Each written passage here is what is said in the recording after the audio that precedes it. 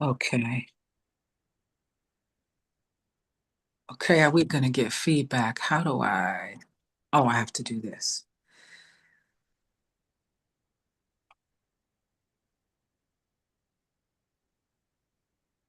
I think that's what I did. We're here. I apologize. We're on my phone today Oh, no problem. because I hope you can see me because I walked out of the house without my laptop. So so much going on at work. Oh wait, I Yeah, have feedback. Hold on. Let me see if I can. Okay. It still says live, so we should be good. Okay. That's better for my eyes. All right. How are you today? I'm good. How about you? Tired. I'm very, very tired. I'm Oh very, no. yeah. There's a lot of changes going on at work, and they're catching up with me, interrupting my sleep. So I got to get it together. Oh no. Yeah. So, what is your agenda for today?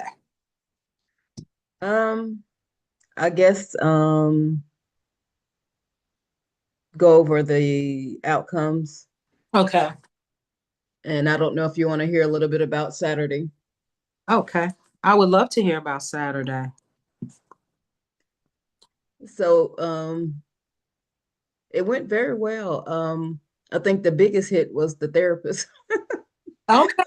That's really good. Yeah, it was definitely, everybody was asking her questions and fearful about actually coming in and telling their business and all that stuff. And um, she let them talk and ask questions and stuff. And the one lady I told you that's always kind of sad and down, it Yeah. won't refuses therapy. Well, her sister was mostly asking questions for her. She wouldn't ask any questions, but she said, "Oh," she stood up and she gave me a hug and she said, "This is the best thing that has ever happened. I'm gonna go make an appointment on Monday with them." So that, All right. yeah, I'm excited for you. Wow. yeah. So it went very well. Good. Yeah, Very good. How many therapists were there? Was it just the one? it was just one. And it was Yeah, and they didn't charge me either or anything to come out, or anything. But yeah, it went very well. She was a trauma informed therapist anyway. So that's great. You be sure to note that in your write-up. okay, I will. Congratulations. That's awesome.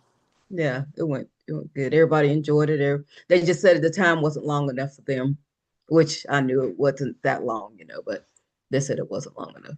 It went from what to what? It was from 11 to 1, but it actually went to 2. Ended up going to 2 o'clock. Okay. And But they yeah. how was the lunch? Oh, it went good. I had like ordered Chick-fil-A and I got everybody their own individual boxes with sandwiches or the nuggets or salads. And so everybody that they enjoyed it. Good. They thought it was good. And even the therapist was able to eat because I had ordered extra box for her. And about 5 people didn't show up, but we had 17 people. So Awesome. yeah, Awesome. yeah. Wow, you have got to be proud. This is just Yeah. what was the best part of it for you? Um, when they were talking about, I never heard a Jesus story like that. Jesus had when he was a little boy, he felt this way and all this. I never knew he felt that way. That makes sense, the way I feel about my narrative and stuff. So they were able to connect that. And a lot of people were, one guy was connecting to his childhood and said that when he was younger, and they had to integrate the schools, he said the white teachers kept the black students down Mm, and called them dumb and wouldn't pass their grade, let them pass their grades and stuff like that, and kept them behind. And he said for a long time he thought that black people were dumb. And he said now I'm looking at my friends and they got these successful businesses and stuff, and people called us dumb and stuff. So he was bringing that out of his, I guess his whatever was going on with him, but they Right. were able to talk. The only thing I didn't like, they wouldn't separate. They kind of just stayed in groups and wouldn't. They talked in groups, but they said it was beneficial to them. But I wanted them to separate a little bit more into like groups of two. But it was like maybe three or four in groups, so they were satisfied with it. So You might have been a little intense. yeah, I think so. So they said they were still able to talk about, and I didn't go around to the tables because I wanted to be private for them, and they said they were able to bring up some things that they never talked about and stuff like that, and it was helpful for them. Awesome. So And all took your survey? they took, yeah, the survey come out, well, the only, I guess, like I said, the time restraints, they wanted that to be longer, and some people said they really didn't connect, not some, it was about two or three didn't connect with Jesus' birth narrative. And I forgot some other things, but mostly it was positive. And I asked them in the end, um, what question did I ask them? How would they use their pain for good like Jesus did? And I got some answers. Some people said, go out in the community and do the work that Jesus did. And one girl, she's like 20, I think. She said, use it as a learning tool, and to not worry about my past, but worry about the future or something, because she had a painful past as well. But I was surprised. And when the therapist, she turned around the whole time and messed with her phone basically the whole time. But when the therapist came and started talking, she turned completely around in her seat and she listened to the therapist. And I think she benefited from some of the information the therapist was talking about, trauma and all this stuff. So, um, Excellent. And yeah, so when she was turned around and she was on her phone, how did that feel for you? Because that's the particular generation you're sometimes challenged by. yeah. It was her and her sister. Well, they're cousins, but they raised the sisters. But both of them were doing that. But I just felt like that's just who they are. So I didn't try not to worry. I didn't worry about it too much. But I was just surprised when the therapist talked. They both of them actually turned around, but this particular girl, she was really turned around and focused on the therapist. What do we know about that generation and their attention? Um, it's not very long. Their attention span is not very long, and I don't know that. I don't know. And I their don't know. screens are something they've had their entire life. Yeah, So they often do other things while looking in their screen, and that yeah. is helpful. Um, I had this wonderful experience with my niece, if I might Hmm. share. Yeah, yeah. We were at a museum and she put on headphones, and I thought, oh, she's going to be walking around listening to music. Okay, do what you got to do. And when we got out of the museum, about to go to another exhibit, she said, I'm so glad I had my headphones so I could put on music so I could focus. And I was like, Oh, oh. And she's with that generation that has grown up with screens all the time. She said, because there weren't any screens. And I was like, no, it's a museum. And right, I right, had never thought of that. And I thought, okay, my bias was because your attention was split between the screen and I'm trying to talk to you, that you're not right, paying attention, right. but you're paying attention differently than I'm accustomed to. Oh, okay. So it was Yeah, helpful. that is helpful. That is helpful. Wow, I'm so glad for you. And if it's okay to say proud of you, this is all. I Yeah, can't wait to read the write up. I can't wait for you to share it. And they've already told you how much they appreciate it. yeah. And I told you I might be able to do it in the conference. And so Yeah. we had that meeting yesterday, and I won't be able to do it within the time frame that we have the summer session, but because she wanted to push it out to September. So, and that's probably too far for you to come. Um, and so we're gonna reach out to like 40 pastors, because we have like maybe 80 in the conference, maybe Black pastors. I think about 80. Mm-hmm. And we're gonna just kind of open it up to like 40 because all of them aren't gonna show up anyway. But um, Wow, and 80, that's a lot. Okay. uh, I think it's 80. I think if I'm wrong, if I'm correct, I think it's about 80. But um, I think we were talking. I think we said it was about that many, and we're gonna open it up to 40. But um, I think she's gonna give me a budget, almost like 3,000, so I'll be able to get. Well, I told her I wanted to have at least two therapists there, and so we're gonna do that, and um, open it up to local pastors because local pastors don't really get a lot of attention, so we're gonna try to Right. open it up to them. And it's going to be in September. September the 27th. When do we end? I think we were in August, like August the Au- 15th. So August something. yeah. Yeah. Well, maybe we can. We can be creative. It's not like you haven't had a site visit. Oh, So okay. we can be flexible. And Okay. I know you're not coming back currently for that September unit. Mm-mm. Um, yeah, we'll talk about that. Let me think about it and I'll get Okay. back to you. I just wrote the date down. Awesome. Wonderful, wonderful, wonderful. Yeah. Woo! Yeah, this is good. Thank you. Thank you. I Oh, appreciate all wow. the support and the Yeah, help, I'm so glad my prayers work. No, Oh yeah. That honestly they did. I'm just And kidding. But no, they wow, really did. I think it was definitely helpful because people were opening up, and I was even the men, they sat around. All the men, it was only four men, but they sat around the same table and they were talking as well. So good. yeah, This yeah, is just, I think this is a wonderful continuation of the healthy things that you're doing for the church and the way you're helping them become a healthy church. And this is really great. thank Awesome. Wow. thank Good. you. You just made my morning. So, Thank you. yeah. What, in your opinion, was the least successful part of it? Um,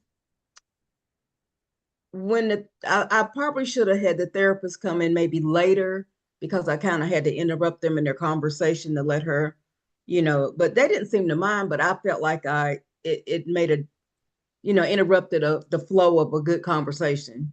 Okay. And I didn't like that part. Okay. So you would have the therapist come later or earlier? Um, I don't know. Maybe I don't know. I There's some things don't. to be said for either one, huh? Yeah, but they did go back to the conversations, but I don't think it was the same flow. It didn't You feel the wonder same. if it was the same flow. Yeah, Yeah, the I hear same you. vibe.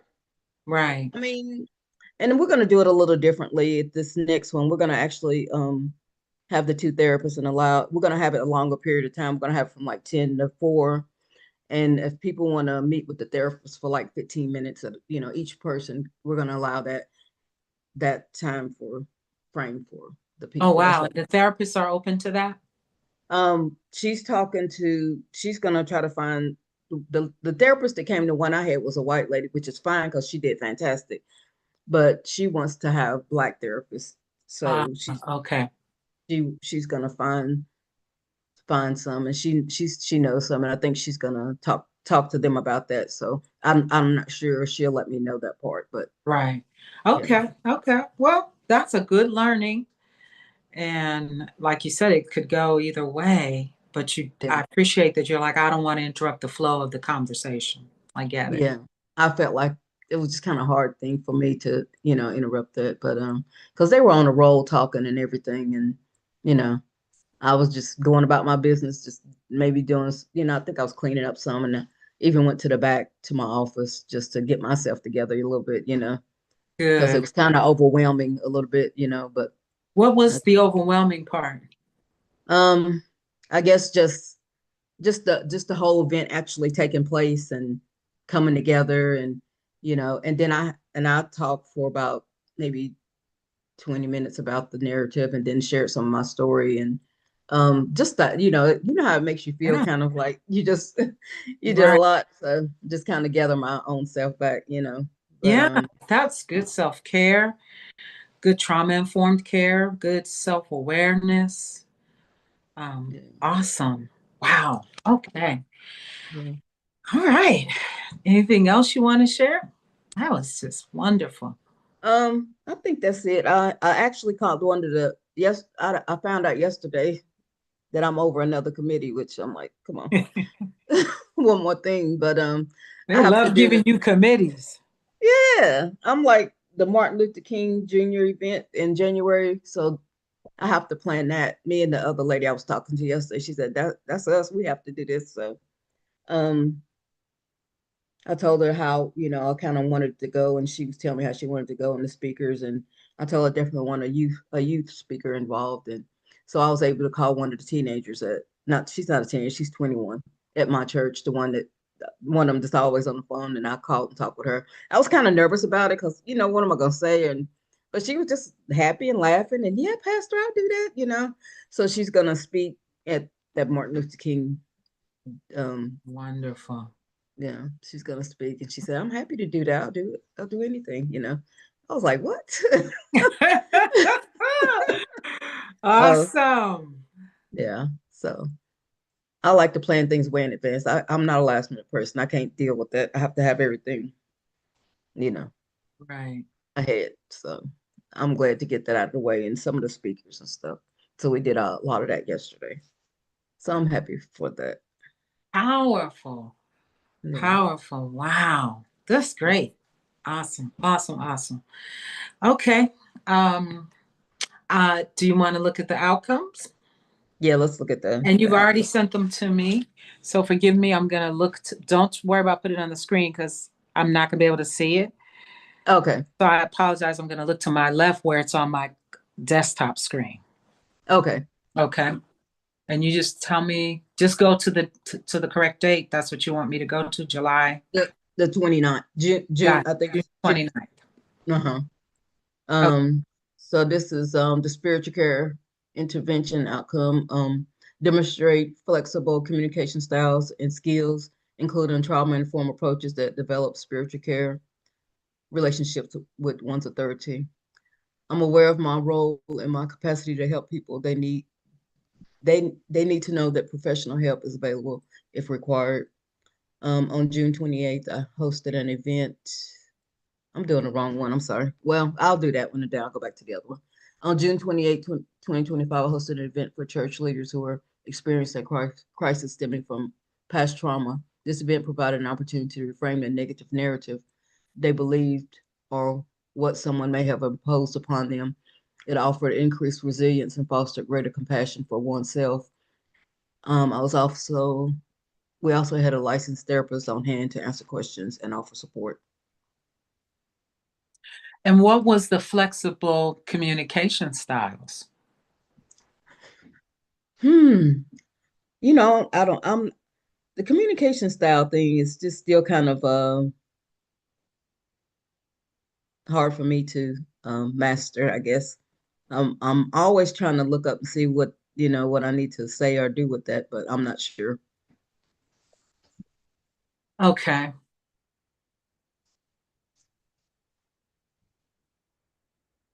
Do you want me to read the other one or just want to stay on that one for a minute or? Well, I would imagine it would help us to stay on this one a little bit. I my interpretation is all the trauma informed aspects of your approach Hmm. and the way it enhanced your spiritual care relationship with your congregants. Do you know what I mean by that? No. So, I'm trying, well, I don't have the benefit of, well, I already know what you said. So you grounded your presentation in that particular text, Hmm. and you have reasons for doing that. Hmm. So the book, the reading was a type of a communication. Then you gave instruction, which was more teaching with Mhm. compassion and care. You chose words that did not give an extremely graphic. They were trauma informed in your words you chose. Then you were trauma informed in how much of your narrative you shared.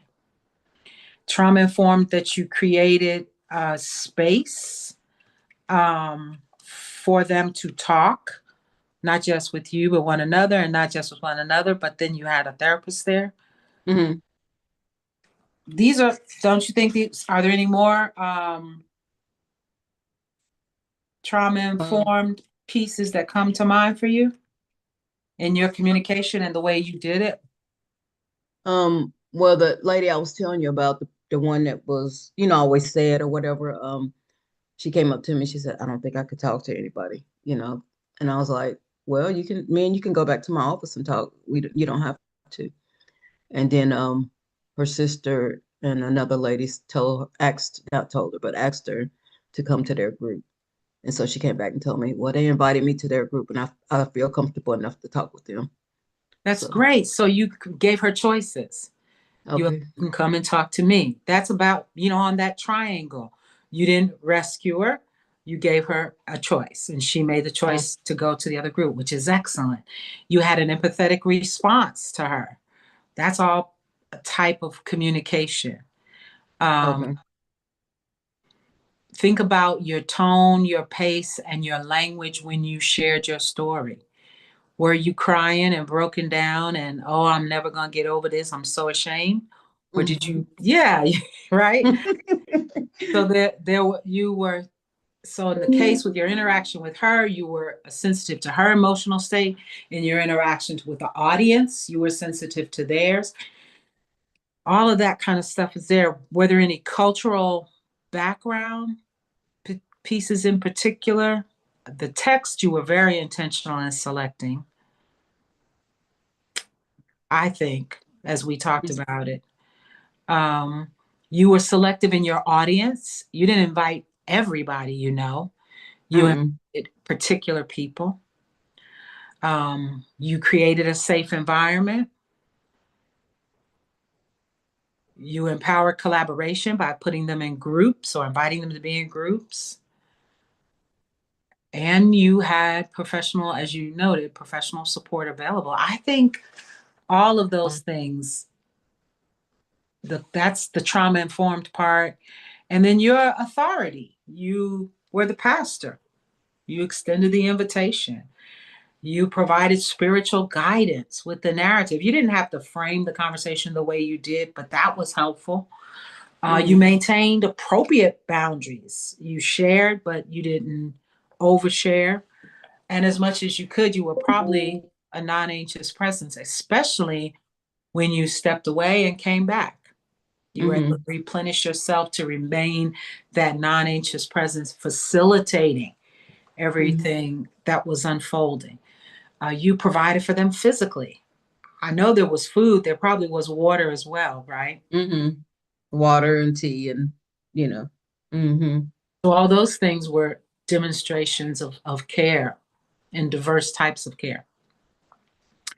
I think that gets at what that is talking about. Okay.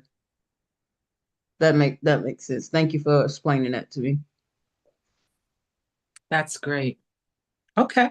So I'll go back and I'll fix that and make it reflect that. Okay. Awesome. Okay, let me. You said I hosted and you created, Mm-hmm. resourced, organized, and facilitated an event. You didn't just host it. Okay.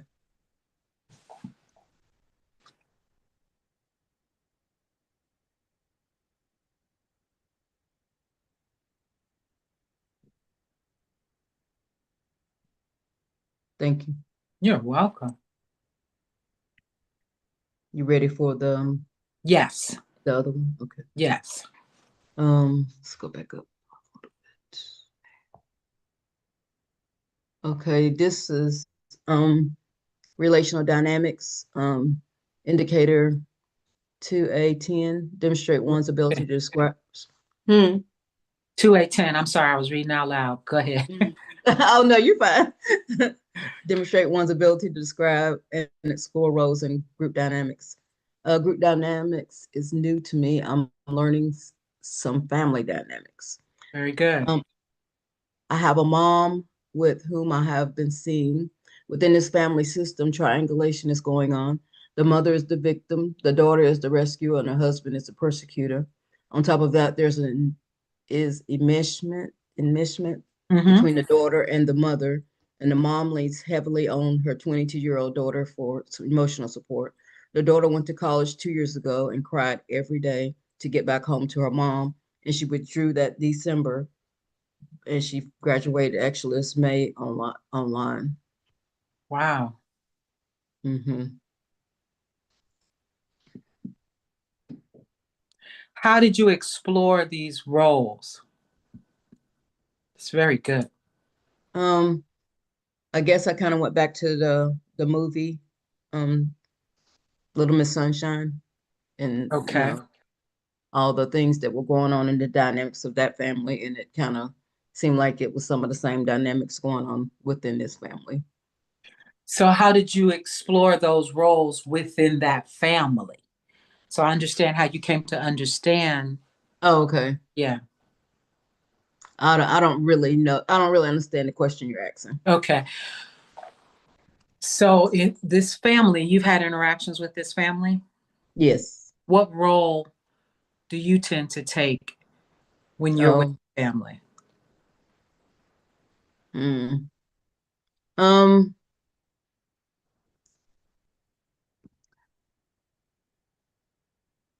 I don't. I mean, just like you mean listening or whatever, or Are you a persecutor? Are you a leader? Are you a mediator? Are you a challenger? Are you a coach? Are you a supporter? Are you an observer? mm, I try to be a coach, but I'm not sure how that works out sometimes. But I try to be a supporter and maybe a coach. Give me an example of being a coach and when you're being a supporter in your interaction with them. Um, when I was talking to the mother at one time, I was telling her, it would be better for her, you know, do she? I mean, well, I didn't say it'd be better. I asked her, do she think it would be better for if she supported her daughter's separate, being able to go to college and be by herself and not come home. But I think she wanted her home just as much as the daughter wanted to be home. But I told her would help her have a healthy relationships with others if she was able to stay in college. So I just tried to, I don't remember everything I said, but it was along those lines that, you know, And you did it in asking questions. right, What do right, you think? What right. do you Yeah, Okay. So you helped her explore that. So I can understand why you described that as a coach. So you invited her to explore her options and think of right. okay. And then you also shared information to kind of challenge why it might be helpful to do something different than what she was doing. Right. And then you supported her decision to not to have her daughter come home. Um, Oh no, you said coach and oh no, you said supporter. Yeah, how did you support them? um, I mean, I told her that, I mean, you can't stop. I mean, she's gonna come home. What do? You have to, that's just what it is. If she, because the daughter seemed to be having like some kind of crisis that she was not with Mm, them. So it was better to come home if she's gonna be in that type of mental crisis, you know what I mean? It's okay. better for her to come home. Okay. All right. Now, given that the question says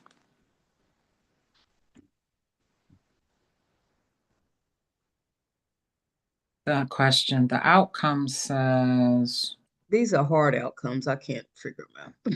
describe and explore. Okay. So you have described and explored Mm-hmm. some group dynamics using family systems theory of a Mm-hmm. family.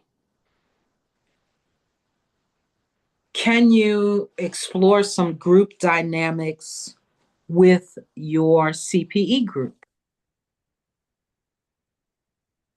You mean ask them about this?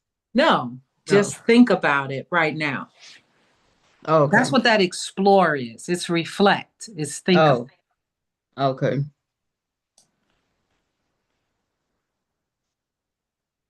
Like, just think, maybe that's not comfortable. Maybe the church would be more comfortable. So let me reframe it this way. So I think as we've talked through this, the, Mm-hmm. the key, you want to describe some roles and group dynamics. So you chose this particular family in the church that you're in the group with in some ways, and Mm-hmm. you describe the people in the group, and you've been Mm-hmm. able to explore or describe your role with the group. Okay. Okay. So you've done that. One of the other aspects of this outcome of group dynamics is to explore your presence in group and how Oh, your presence in a group affects a group. So for example, if we stay with, we talk about our CPE group. No, that might be more. I'm trying to think. Is it okay to talk about the CPE group? Would you be comfortable with that, or you want me to stay with this family? either one Okay. of it works. So let's imagine in your example with the family, if you notice that when you're talking to whomever, the mother or whomever you're most engaging with, you raise your voice and she gets very quiet. So then you would observe about yourself, oh, when I'm talking with her and she begins to talk about her daughter, I notice I raise my voice and she gets quiet. So, Okay. so you that's the next level of your observation, your awareness, you're exploring is you say, well, how am I when I interact Mm-hmm. with this group? And what impact does it have on them and the group? Mm-hmm. I know I had to make that up, but I was trying to make the connection. Does that make sense? Yeah. Yeah. Okay, Yeah. so this is good. And I just want to encourage you to continue to think about group dynamics because, like you said, these are challenging, but you're getting it. And I do think the way we've talked through this, you've demonstrated your ability to explore those roles in group dynamics. The only missing piece is the impact of you in the group. Okay. Okay, Okay. good. Okay. Very good.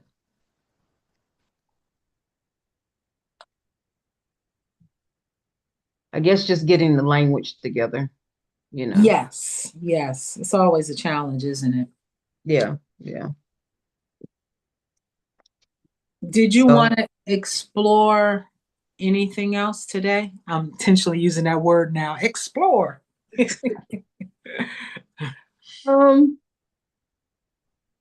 I mean, I have the reflection, but it might go over our time. I'm not sure.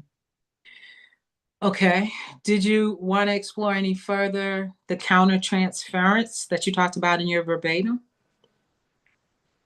Oh, yeah. Yeah, I did have that. Actually had that down somewhere. Yeah. About sharing my experience Yeah. in the in something. I don't remember now. But And the question was you were reflecting on giving yourself space and time to say, now, why did I share my story at that time? What right. came up for me that led me in that direction? Okay, about my brother, right. I guess yeah, that was definitely countertransference, and I guess I didn't see it that way, and I just felt like maybe the story would help her in some type of way understand that she might not ever get an answer because I never got an answer. You know what I mean? Mhm. And but I mean, you know, she didn't say the way that, you know, she was okay with hearing it, you know what I mean? But was it I'm just reflecting for myself as if it was something that I should not have said, you know, Mm.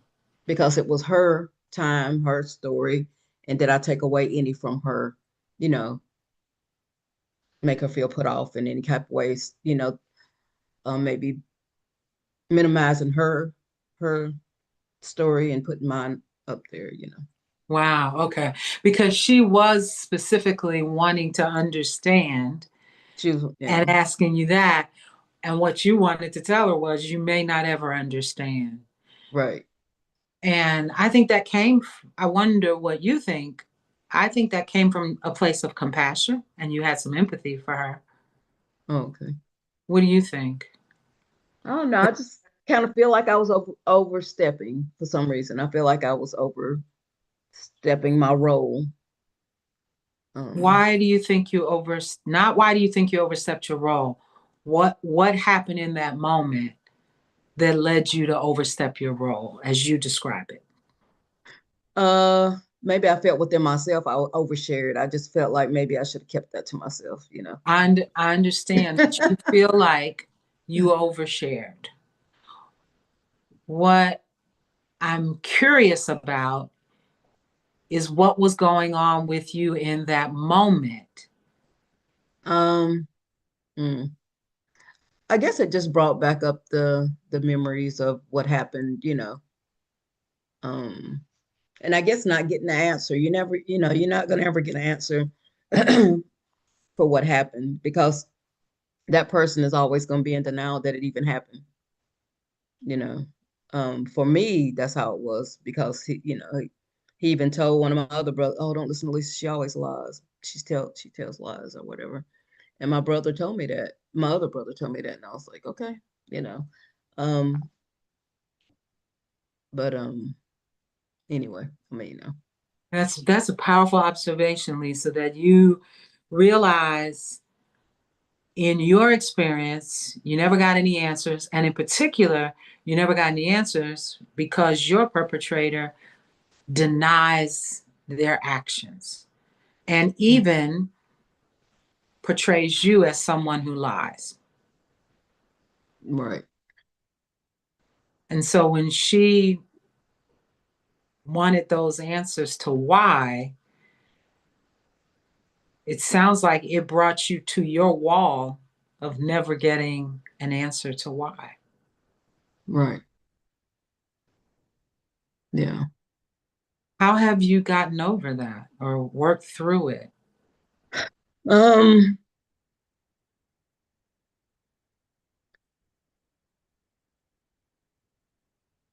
I'm not sure. I mean, maybe through God, but about maybe 8 years ago, he moved back home because he's always lived out of state or somewhere, but he moved back home because him and his wife was getting a divorce or whatever. But and he ended up getting sick. He had cancer. What do you have? Colon cancer. And so I had to be that caregiver, you know, taking him back and forth to the doctor and whatever. And it was kind of overwhelming being in the same car and doing all that, but I just, you know me, I'm just gonna push through and do it. But at one point something happened and I was taking him to one of his appointments and he just kind of passed out in the car and I'm like, what's going on here? He just didn't he come to, he passed out. And then when I finally got him to the VA, um, the doctor's like, Mr. Moore, you know you just almost died, don't you? And they airlifted him to like Winston-Salem or something. So, you know, I think that kind of maybe changed m my outlook a little bit and well, I was able to have compassion and just forgive and move on because I knew I was never going to get any answers or any any relief or peace by through him. It had to come from within me. Couldn't come from him. It wasn't going to come from him. It wasn't come from my mom. It wasn't going to come from anybody else. It was just going to come from something that I had to do myself, you know. Um, so I just had to do the work. So I don't know. Through that in therapy, you know, but I just had to forgive and you know move on, move forward. Because he wasn't the only one. It was like two other people, so it wasn't he wasn't the only one. So it's just you just never get the answers, you Mm. know. It's just how it is. It's just for me anyway. I don't know. Mhm. But so I don't know. I don't know if I really have an answer for you. That's I think you answered that beautifully and with such insight and awareness that, just to repeat some of it back to you, that you came to a point when you were confronted with mortality, it was his, and that it awakened in you a place of compassion that had already sort of been put in motion because you are a servant and you kicked into serving, even if it's with your head, not so much with your heart, right? right. And, but in that moment, you went to another level of compassion and you were able, you said, to forgive. Mhm. And you found an inner peace that you came to appreciate wasn't from him or your mother or anybody else, or even an answer to why. And it came with the work you did and your willingness to forgive. That is powerful. Yeah. And I imagine your own sense of empathy would have you know you couldn't say to that woman, you need to just forgive. Right. No, yeah. No, that doesn't work very well. And you Yeah. know that Mm-mm. because, Mm-hmm. in part, because of your journey. Yeah. You've heard it at places when it wasn't helpful. Right. And now, and you went through a journey, like you said, doing the work where you could hear it now. Mm-hmm. And you were in tune and present with her enough to know you couldn't say those words. Right. So you reached for a narrative. So I think you were Mm. motivated by compassion for her, Oh, okay. wanting to give her that awareness, knowing you couldn't just say, well, you got to do the hard work and forgive. It wasn't time. No, you can't. Yeah. Yeah. Yeah, because I've had some wrong things said to me about therapists and different things, but at least I learned it's okay that I'm not saying it's okay that they said it, but I've learned that those things aren't helpful. And so that has helped me to be able to not say things that aren't helpful to people. I'm not Awesome. saying I don't mess up and do things wrong. I do all the time, trust me. But when somebody has done something to me and I feel like that's not really helpful or something, I try my best to be aware and not say those same things to somebody else, you I know. think that's powerful clinical method of learning. That's awesome. I wonder if it would be helpful way to you to talk about how you might use that awareness when of your experience when the countertransference came up and you're like, oh, I'm trying to share with her, but I know I can't say it that way. Can we explore what may have been helpful that you could draw on from your awareness? Mm. In what way do you mean? Like how I responded to her or? Right. So she's asking over and over again what you know is a dead end question. I Mm-hmm. know why, I want to know why, I want to know why. Mm-hmm. I'm curious if you could draw on your experience of that pain and the void and the roadblock of getting stuck with I want to know why Mm-hmm. to respond to her as as opposed to where you went, which was to tell your in story. Yeah. What what what what comes up to you in that moment when you are hearing her say that? Because that's what it sounds like. That's what, if you will, triggered you. Because you're like, "Ooh, I know that dead end." So, what could you draw on instead of giving the end of the road story of your journey? What could you draw on in that moment as she is wanting to know why? Well, I forgot how many times she asked you why. Yeah.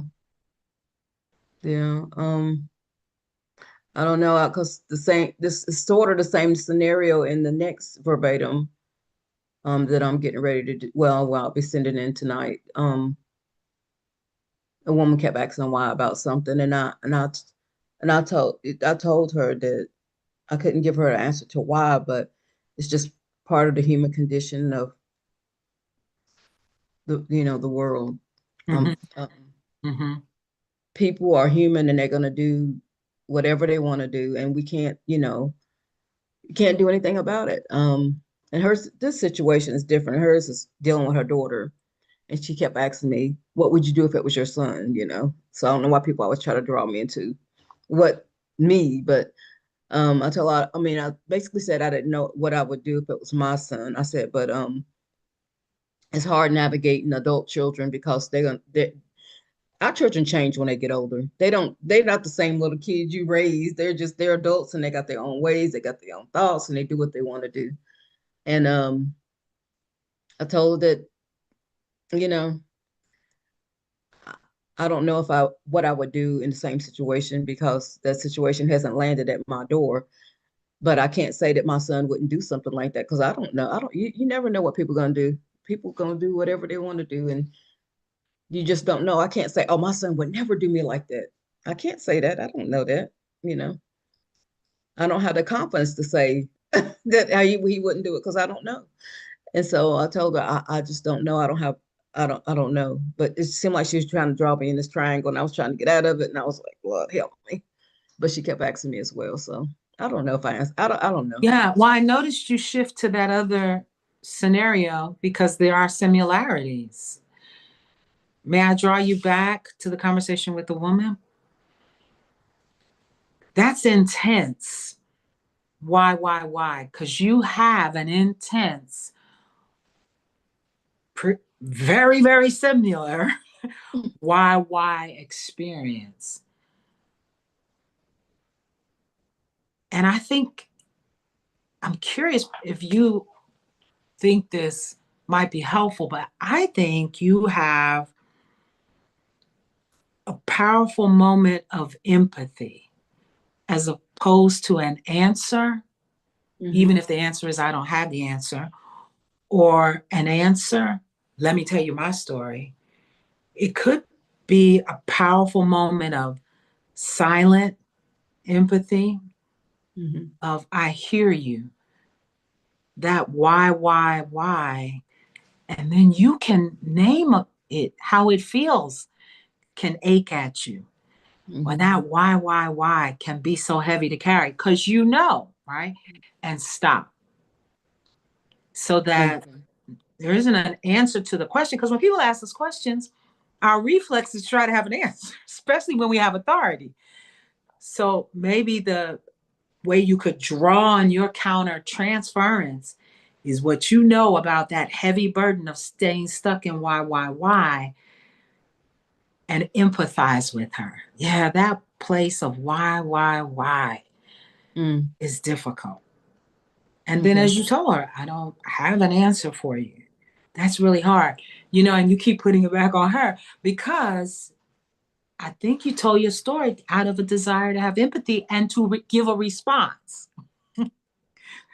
Yeah.